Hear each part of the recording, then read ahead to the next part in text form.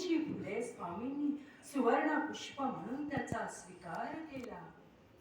एकदा काय झालं की आपल्या महाराष्ट्रावर पुन्हा दिल्लीच्या सुलतानांची स्वारी आली.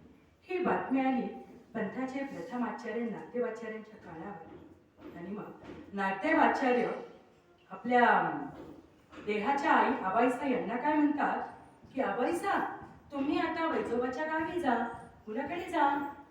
पण ह्या इतक्या धर्मनिष्ठ एकनिष्ठ होताना या स्वामींच्या वारातल्या स्त्रिया आबाईसा म्हणतात ना आचार्यांना, नाही बा मी जाणार नाही, कारण संबंधी यांचा स्वामींनी निषेध केलेला आहे. परंतु मग अशा वेळेस आचार्य काय म्हणतात की तुम्हाला दोन्ही देवांचा सनिधान लाभलेला आहे, माझ्यासारखा पुत्र तुम्हाला आहे. मग असं सांगितल्यानंतर आबाईसा वैजोबांकडे जातात. का? स्वरक्षणासाठी जायचं होतं ना म्हणून. आणि मग ते घाटावर निघाले. घाटावर निघाल्यानंतर थोड्याच वेळात कळालं की सुलतानांची धाडी आलेली आहे म्हणून. आणि ते परळी वैजनाथ त्या मंदिराजवळ होते.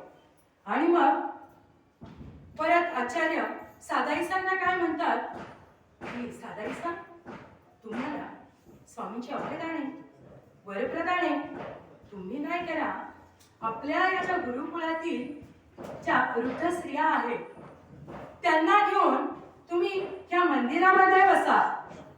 गावातल्या अनेक स्त्रिया काही पुरुष स्वतःचं संरक्षण करण्यासाठी बसा. आणि मग आचार्यांनी अशी आज्ञा केल्यानंतर ह्या काही म्हाताऱ्या स्त्रिया, गावातील स्त्रिया, काही लोक सुलतानांच्या धाडींपासून संरक्षण व्हावं म्हणून त्या परळी वैजनाथाच्या मंदिरामध्ये बसल्या. आणि या ज्या सादाईसा होत्या ना या मंदिराच्या दाराच्या पायरीशी बसल्या. आणि सुलतानांची धाडी तेथे येऊन धडकली. त्यांनी जरा करारी आवाजातच विचारलं येथे कोणी आहे का म्हणून. परंतु सादाईसांना स्वामींनी स्त्रियांनी सुद्धा पुरुषासारखं असावं, व्हावं, तसा की पुरुषार्थ असावा हे वचन आठवलं. आणि मग सादाई तेवढ्याच करारीने त्या मुघलांना उत्तर देतात की श्री चक्रधराची दासी येल्लो आहेत. परत ते विचारायला येतात.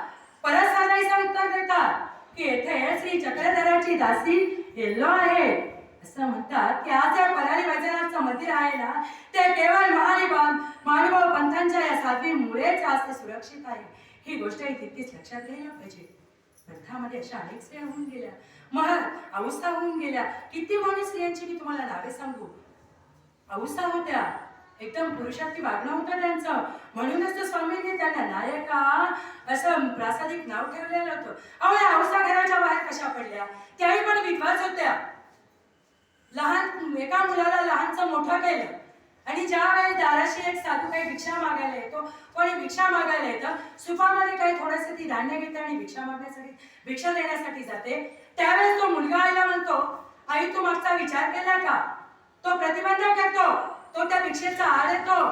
त्यावेळेस या माणी औसा ताडतर घराचा त्याग करतात आणि स्वतःच्या जीवाचं सोनं करण्यासाठी त्या परिस व्यवस्थेसाठी निघतात. आणि खरोखर त्या परिस व्यवस्था आणि स्वतःच्या जीवाचं सोनं करून घेतात.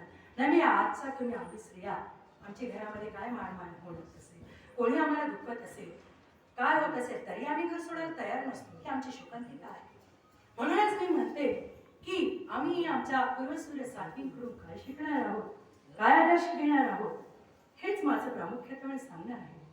आणि पंथातील सर्वात महत्वाची स्त्री अतिशय विद्वान महदाईसा. नावाप्रमाणेच त्यांच्यामध्ये महत्पणा होता. या महदाईसा या आचार्यांच्या चुलतबहीण होत्या. कामाईसा आणि वायनागर यांची त्या मुलगी होत्या.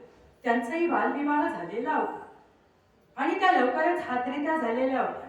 म्हणजे त्या विधवा झालेल्या होत्या आणि आपल्या माहेरी आलेल्या होत्या. त्यांना धर्माची अतिशय आवड होती. त्या स्वामींच्या परिवारात येण्या अगोदर त्या पुराण शास्त्र ऐकत असायच्या. पुराण शास्त्र ऐकून आल्यानंतर त्या त्याच्यावर चर्चा करायच्या आणि त्यानंतर त्या स्वामींच्या परिवारात आल्या. त्या परिवारात येण्याला निमित्त होतं दादोस. स्वामींच्या परिवारामध्ये आले. आज जे लीलाचरित्र आम्ही अभ्यासतो आहे त्या लीलाचरित्राची सुरुवातच महादायसाच्या प्रश्नांनी विचारलेल्या उत्तरांनी झालेली आहे. आपण लक्षात घेतलं पाहिजे. सगळ्यात जास्त प्रश्न, सगळ्यात जास्त शंका जर स्वामींना कोणी विचारल्या असतील तर आमच्या महदायसांनी विचारल्या असतील. आणि त्यामुळे अनेक लीला, अनेक सूत्र स्वामींच्या मुखातून आम्हाला अभ्यासण्यासाठी मिळाले. म्हणूनच स्वामी सुद्धा महदायीसांविषयी गौरव करतात की म्हातारी चर्चका, म्हातारी जिज्ञासू, येत काही पुसतच असे. एकदा काय झालं, हे सर्व ज्ञानी मंडळी म्हणजे भट्टोबास, केशवबास, इतरही विद्वत मंडळी बसलेले होते. भट्टोबास शांतपणे बसलेले होते. अशा वेळेस केशवबास भट्टोबासांना काय म्हणतात, भट्टो तुम्ही काय ऐकत आहात? मग नाट्यवाचार्य त्यांना म्हणतात की आम्ही स्वामींचा त्रिकाळ पूजावसर आठवतो आहे.